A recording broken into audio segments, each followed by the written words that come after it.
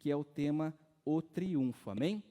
Então, eu gostaria que você abrisse a sua Bíblia, lá no Evangelho de Mateus, capítulo de número 28, versículo 16 ao 20.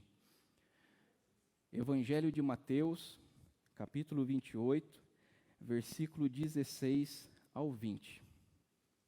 Enquanto os irmãos estão aí abrindo, quero fazer lembrar aos irmãos que concluíram o primeiro módulo do EAV, a Escola de Aperfeiçoamento Vocacional. Nós terminamos a escola no domingo retrasado, foram 6 encontros. O primeiro módulo, aquele que fez o primeiro módulo, automaticamente já está matriculado para o segundo módulo. O segundo módulo nós iniciaremos no primeiro domingo de junho. Embora nós já tenhamos falado isso, vale aqui reforçar, o primeiro domingo de junho, primeiro, segundo e terceiro domingo de junho, faremos o segundo módulo da escola, concluindo assim os 2 módulos e a escola por completo. Então, você que participou do EAV, você está convidado a dar continuidade. Amém? Nós trouxemos alguns temas que a gente considera como fundamentos para a prática vocacional no primeiro módulo, e agora a gente vai entrar em algo muito mais específico, que eu acredito que a maioria, né, está com grande expectativa, que são os testes vocacionais. Poxa, mas eu quero fazer o teste. Mas calma, tudo precisa ter uma base primeiro, e por isso que nós trouxemos os 6 temas no primeiro módulo. Então você poderá participar, e a gente espera que quem concluiu participe de fato. Quem não participou do primeiro módulo, nós orientamos que você faça o primeiro módulo para que você então faça também o segundo. Então talvez não fará muito sentido para você que não fez o primeiro módulo, aparecer aqui nos 3 domingos de junho. Claro que as portas da igreja estão abertas aqui, amém? Mas a nossa orientação é que você faça primeiro o primeiro módulo para seguir com o segundo. Você que não alcançou a quantidade mínima de presença no primeiro módulo, como nós orientamos lá no início, automaticamente, infelizmente, né, o primeiro módulo dá-se como não concluído. Então, automaticamente, se você seguir para o segundo módulo, também não fará sentido. Então, em tempo, nós vamos anunciar uma nova turma, uma nova classe, e aí você poderá, então, se matricular novamente, e assim concluir o primeiro módulo, seguir para o segundo, e é assim que a gente espera, irmãos, uma igreja que conhece e reconhece a sua vocação em Deus. E assim a gente possa ser mais efetivos e produtivos no reino. Amém? Glória a Deus. Então, indo para a palavra, Mateus, Evangelho de Mateus, capítulo 28, versículo 16 ao 20, diz assim: E os 11 discípulos partiram para a Galiléia, para o monte que Jesus tinha designado. E quando o viram, o adoraram, mas alguns duvidaram. E chegando-se Jesus, falou-lhes, dizendo: É-me dado todo o poder no céu e na terra. Portanto, ide, ensinai todas as nações, batizando-as em nome do Pai, e do Filho, e do Espírito Santo, ensinando-as a guardar todas as coisas que eu tenho mandado. E eis que eu estou convosco todos os dias, até a consumação dos séculos. Amém. Amém? Feche seus olhos, vamos orar. Amado Deus, em nome de Jesus, nós somos gratos ao Senhor nessa noite, pedimos a Ti, Senhor, grandemente a Tua bênção neste momento, Senhor. Até aqui o Senhor tem nos abençoado, Senhor. Cremos que o Senhor tem aceito os louvores que temos entregue a Ti, Senhor, mas pedimos que este momento seja um momento a qual o Senhor venha ministrar aos nossos corações, falar aquilo que realmente o Senhor tem para nós no dia de hoje, na noite de hoje, Pai. Senhor, que se há corações empedrecidos aqui, que o Senhor possa, Senhor, amolecer ao ponto de poder absorver a Tua palavra como uma terra sedenta, Senhor, e preparada para receber a semente, mas também para germinar e dar frutos para a Tua glória, Senhor. Abençoe-nos, ó Pai, neste momento, é o que eu peço a Ti, em nome de Jesus. Amém. Amém? Então nós vamos falar sobre o triunfo. Eu não sei se você já teve a experiência de, em algum momento, você ter aquela sensação de que você é uma pessoa destemida. Mas, por um período de tempo, essa sensação de destemor é acometida por medo e por temor. Ou o contrário, por vezes você está se sentindo com medo, desanimado, fragilizado, frustrado, mas de repente uma força descomunal acomete a você e faz com que todo aquele sentimento de frustração, de medo, de desânimo desapareça do seu coração. Eu já tive essa experiência e eu acredito que você ou muitos que aqui estão já tiveram essa experiência.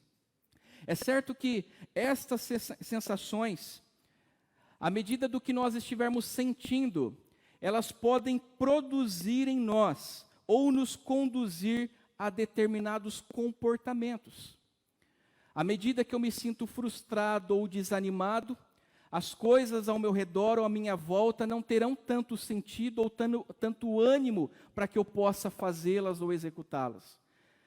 Da mesma forma que se eu sentir aquela força descomunal, como eu acabei de dizer, tudo que está à sua frente parece que se torna pequeno diante daquela força que está sobre você. Coisa que se você tivesse sem ela, você jamais faria. Mas por você estar cometido desta força, você vai e faz. Porque é algo que não vem de você, mas que você sabe que é o próprio Deus que traz isso sobre a minha vida e sobre a sua vida. Agora, como nós estamos falando sobre triunfo, é importante nós entendermos que ao sairmos daqui hoje, precisamos entender que este triunfo que nós estamos falando, nada mais, nada menos é que o triunfo de Cristo, ou a vitória de Cristo na cruz, que glorificou a Deus em primeiro lugar, nos trouxe a salvação, mas ela também produz em nós fundamentos necessários para nós lidarmos com as frustrações, com os desânimos, com os medos, com as situações da nossa vida, os dilemas da vida, os desafios da vida, que muitas das vezes tentam nos puxar para baixo ou nos afastar da presença de Deus.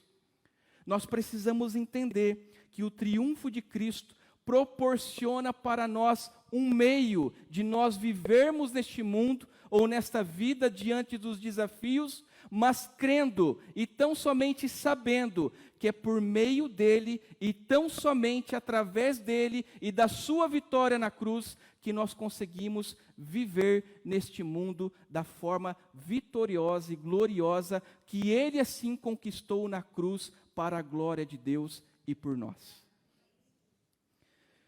No texto que nós acabamos de ler, meus irmãos, Jesus havia combinado com seus discípulos: olha, vocês vão se encontrar comigo lá no monte, lá na Galileia, e é lá que eu vou dar as últimas instruções para vocês.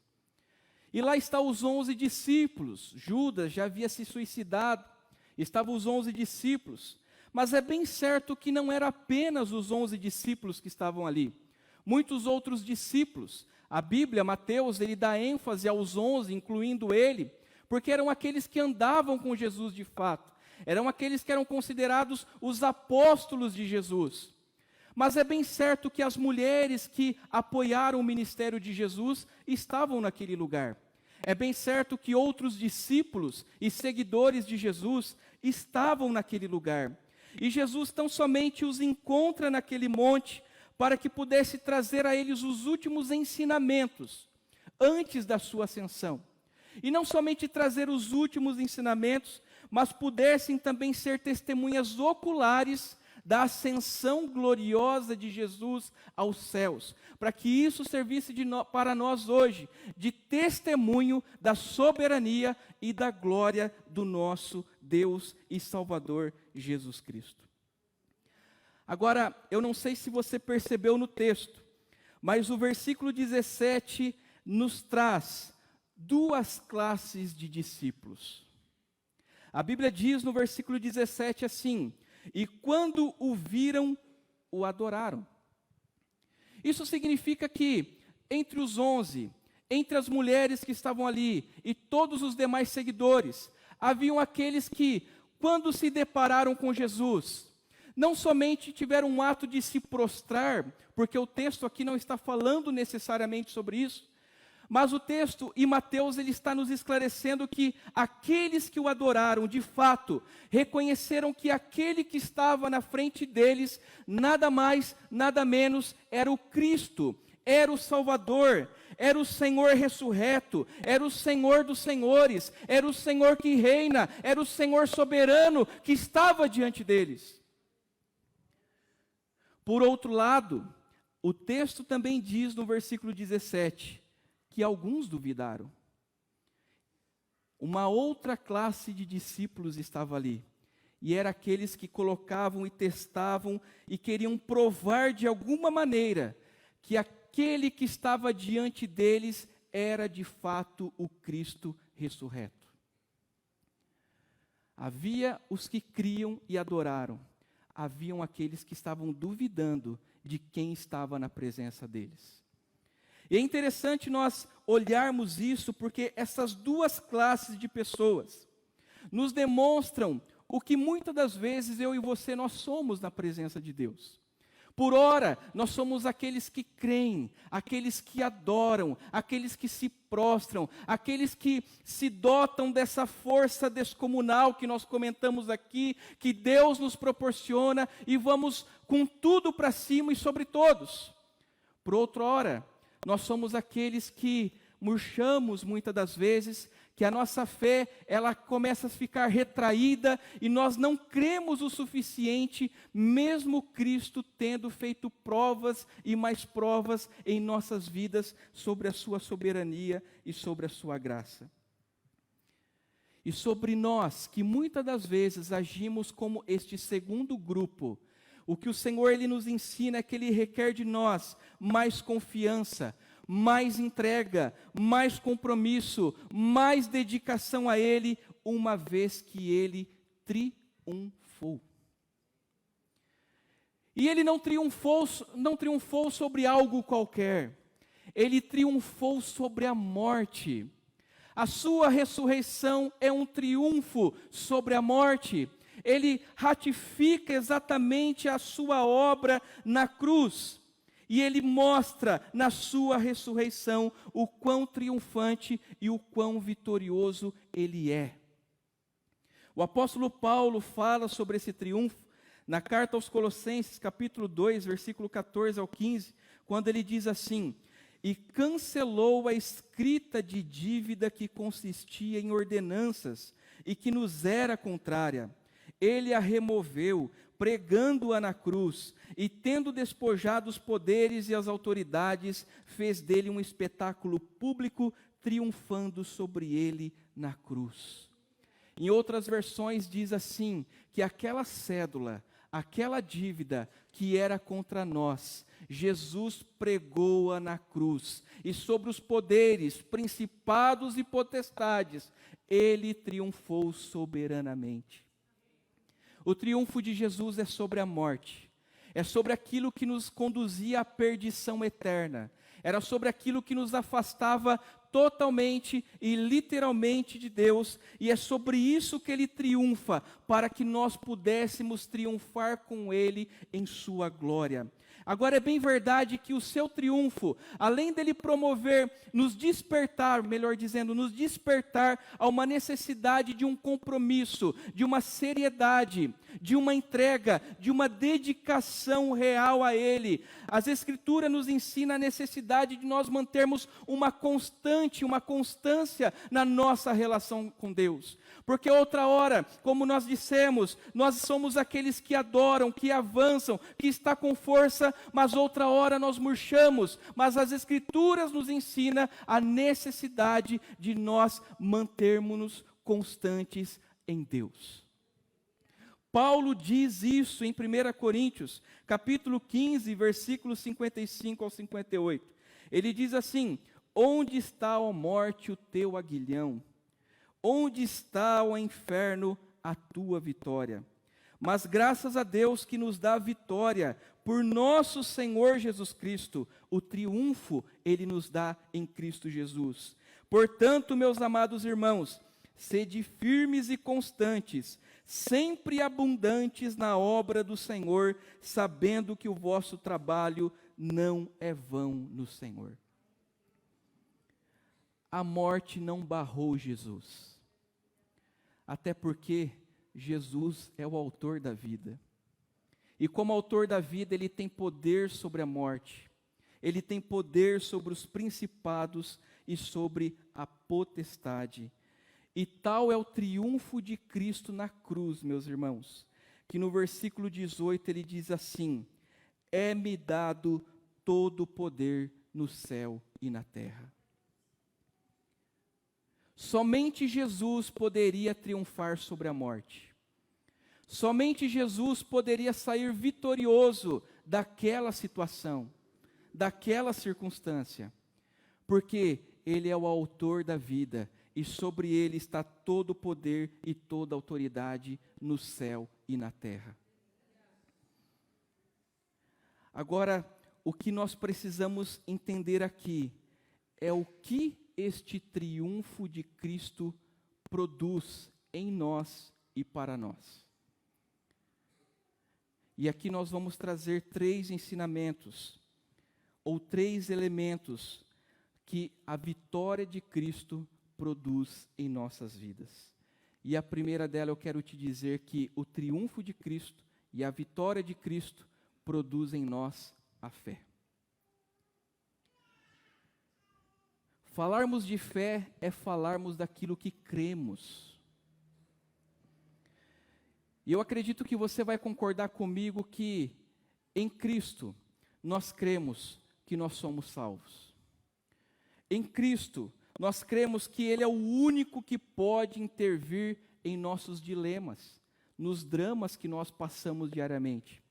É somente por Cristo que a nossa dor e o nosso sofrimento pode ser amenizado. É somente em Cristo que aquilo que está obscuro pode ser esclarecido. É somente em Cristo que os nossos relacionamentos quebrados e feridos podem ser restaurados. Porque a vitória de Cristo nos produz a fé, e a fé nos conduz a crer. E quando nós cremos o suficiente para entender que Cristo pode tudo e sobre todas as coisas. Agora, algo nós não podemos desvincular da nossa fé. E o que nós não podemos desvincular da nossa fé é o ato da obediência. Dizermos que temos fé, mas não há uma disposição em obedecer a Deus através da sua palavra, não é ter fé. Porque a fé nos impele a obedecer, meus irmãos. Quanto mais fé eu tenho, quanto mais eu creio, mais eu amo esse Deus, mais eu amo esse Senhor, ao ponto de eu querer me entregar totalmente, inteiramente. Todo o meu ser, todo o meu pensamento eu entrego a Ele e me disponho a obedecer em toda e qualquer circunstância, porque a fé me conduz à obediência. Jesus, Ele pode realizar tudo o que eu comentei aqui. Ele pode sim trazer a salvação, porque Ele é o único que salva. Ele pode restaurar os relacionamentos. Ele pode amenizar a dor em meio ao sofrimento. Ele pode fazer tudo infinitamente mais. Mas se a nossa fé não estiver alinhada e em harmonia com a nossa obediência, nós estaremos em falha com Deus. Porque fé e obediência andam lado a lado. O autor de Hebreus, ele diz claramente isso lá em sua carta, no capítulo 11, versículo 8, quando ele fala sobre Abraão. Ele diz assim, que pela fé, Abraão, sendo chamado, o que ele fez? Obedeceu. Pela fé, Abraão obedeceu. Indo para um lugar que havia de receber por herança, e saiu, sem saber para onde ia. É bem verdade que no tempo de Abraão a sociedade era uma sociedade politeísta idólatra. O seu pai era uma pessoa pagã. Abraão não conhecia Deus como mais tarde ele viria a conhecer e como Deus assim seria, e como assim ele seria chamado Deus de Abraão. Mas a partir do momento que Deus fala com Abraão, ele entende o que Deus estava falando, pronunciando e pedindo para ele fazer, ao ponto dele ter crido suficientemente para que ele pudesse obedecer suficientemente a Deus e exclusivamente a Deus. Como está a nossa fé? Como está a minha fé? Como está a sua fé? Se baseia apenas no misticismo que se prega mundo afora? Ou a sua fé é autêntica ao ponto de eu dizer, eu creio o suficiente para poder obedecer, custe o que custar? Não importa quando, não importa onde, não importa o que eu faça e para onde vou, porque foi esse o pensamento e a atitude de Abraão. Mas eu vou obedecer esse Deus, porque a minha fé é enraizada em um Deus inabalável. Como está a minha fé e a sua fé?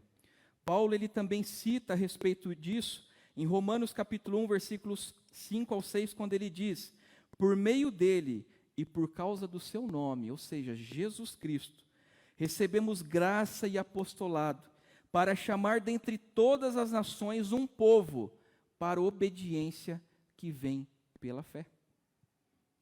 E vocês também estão entre os chamados para pertencerem a Jesus Cristo.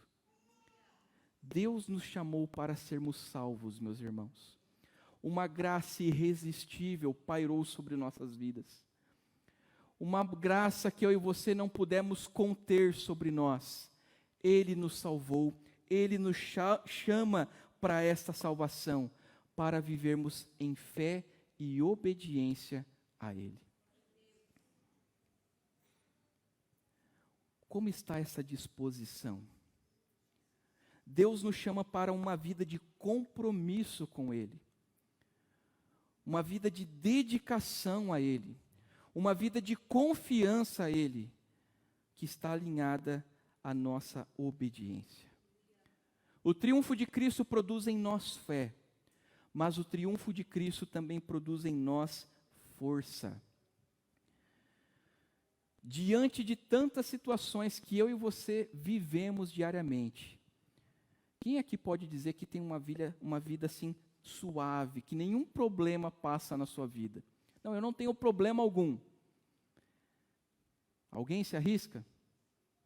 Ninguém se arrisca. A nossa vida não é sem problemas.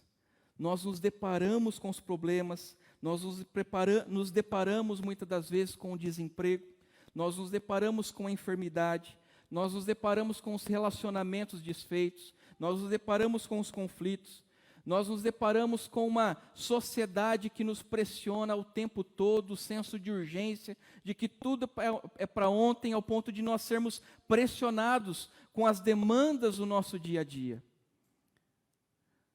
E quando nós menos percebemos, a força vai se esgotando. Não é mesmo?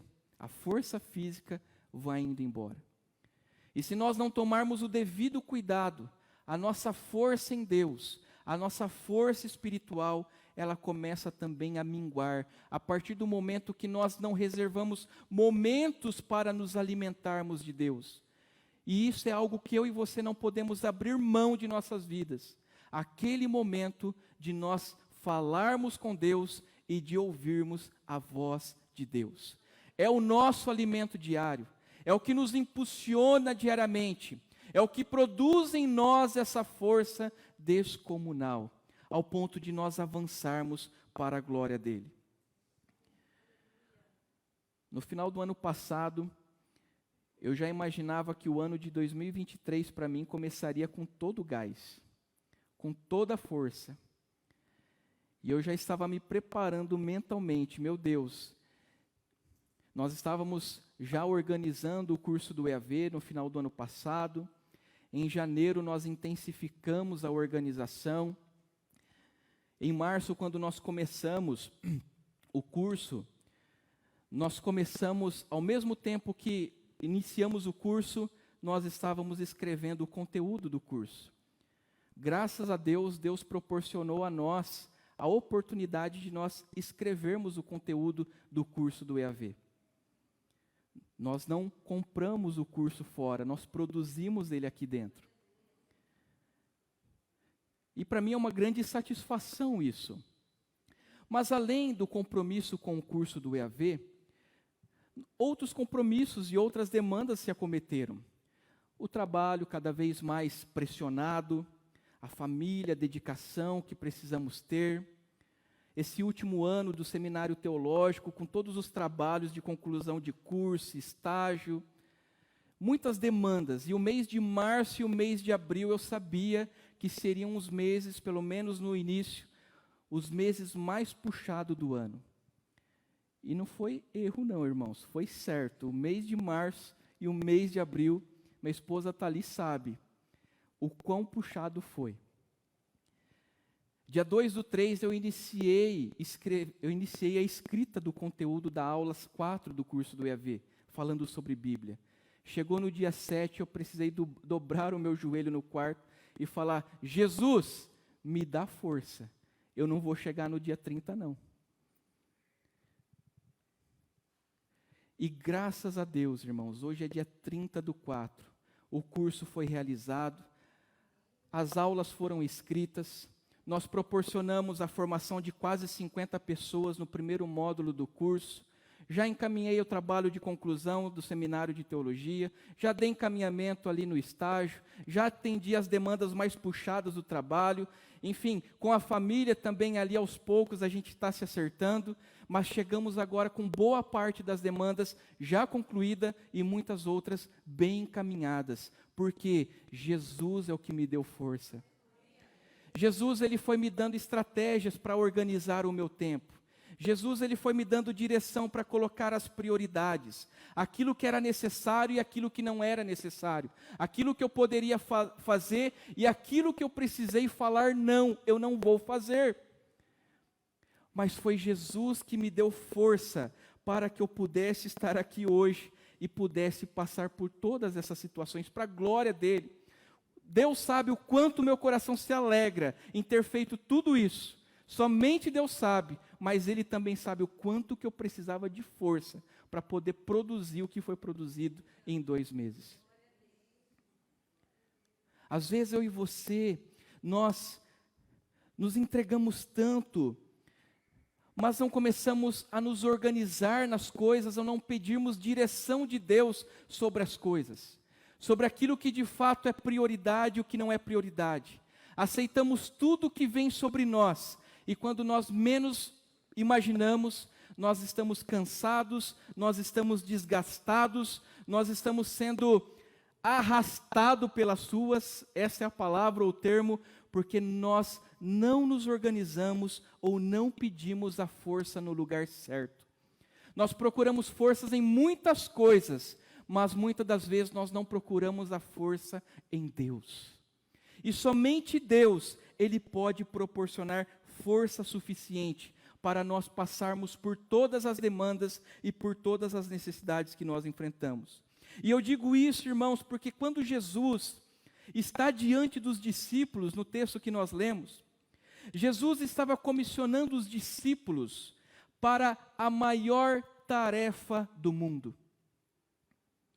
Jesus estava comissionando os discípulos para algo que revolucionaria o mundo. O mundo não seria mais o mesmo a partir dali. A partir do comissionamento, da obediência a esse comissionamento. Pense, aqueles discípulos, aqueles 11 ou aqueles outros que estavam com os 11 discípulos, recebendo uma ordem para que eles fizessem outros discípulos, não em Jerusalém, não em Israel, mas em todo o mundo. Olha a tarefa que Jesus dá para os discípulos.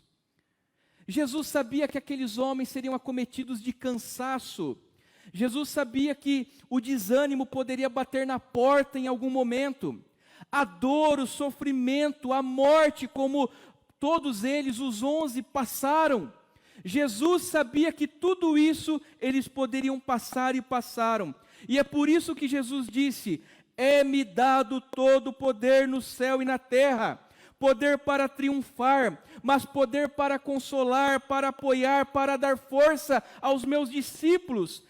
Tanto que Jesus sabia de quão árduo seria esse trabalho, que ele diz no versículo 20: eu estarei com vocês todos os dias, até a consumação dos séculos. Não pense que você é exclusivo no mundo e que só você tem as demandas. Todos possuem as demandas. A questão é aonde nós colocamos essas demandas. Nós vamos tentar resolver com as nossas mãos, sem a direção de Deus, ou nós vamos colocar diante de Deus, no altar dele, e pedir socorro, crendo que ele vai estar conosco todos os dias.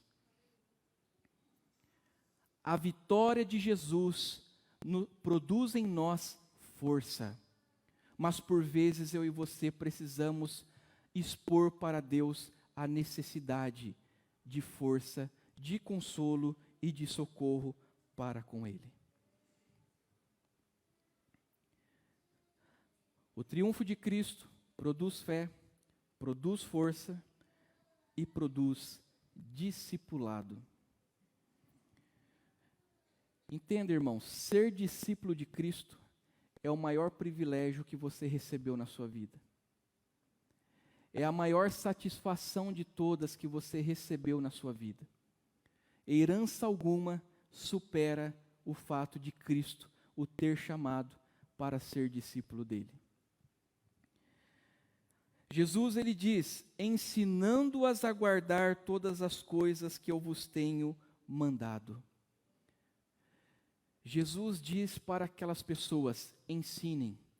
Ensinem para que elas guardem, mas guardem para que elas façam o que é direito e correto. Mas não façam o que somente é direito e correto, mas compartilhem com outras pessoas. Compartilhem desse ensinamento.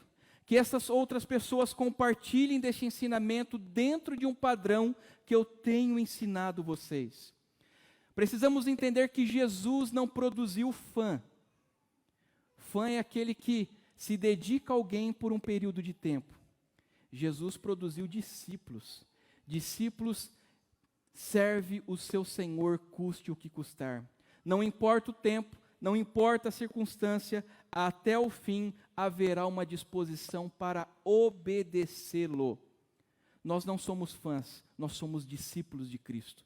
Aquele que segue, aquele que imita, aquele que faz o que Cristo fez e ensinou, que guarda os seus ensinamentos e que produz este ensinamento para outras pessoas. E não somente isso, mas que reconhece que todo mérito não está imposto sobre nós, mas que o simples fato de nós sermos discípulos de Cristo é porque Cristo nos chamou para sermos seus seguidores. Jesus, ele disse lá em João 15,16, não fostes vós que me escolhestes a mim, pelo contrário, eu vos escolhi a vós outros.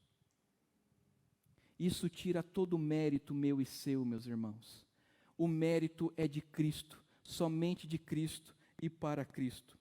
Ser discípulo é estar disposto a negar o próprio eu. Ser discípulo é estar disposto a abrir mão daquilo que traz prazer e satisfação pessoal pela causa do reino, pela obra de Cristo, por amor a Ele, sabendo que Ele nos resgatou, sabendo que Ele produz em nós uma vocação, sabendo que Ele traz para nós um propósito de vida, que eu e você precisamos cumprir.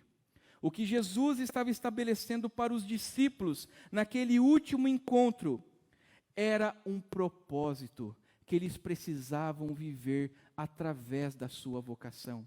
O propósito de anunciar Cristo, de fazer outros seguidores, de fazer mais discípulos, e estes fazerem mais discípulos até a sua volta.